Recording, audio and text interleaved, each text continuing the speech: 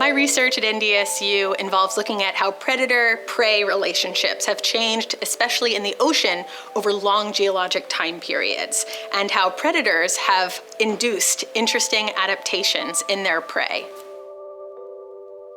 I always have a lot of undergraduates working with me in my laboratory and that I take with me when I go do fieldwork in places like the Western United States and even in New Zealand.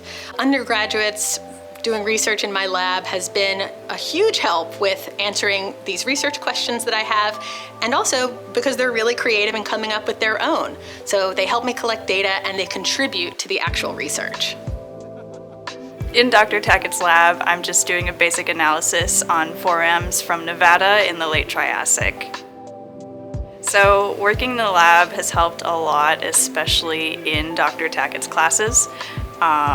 For me, I now know that I want to get my master's degree at the very least, maybe a doctorate in sedimentology and stratigraphy, which Dr. Tackett has played a huge role in.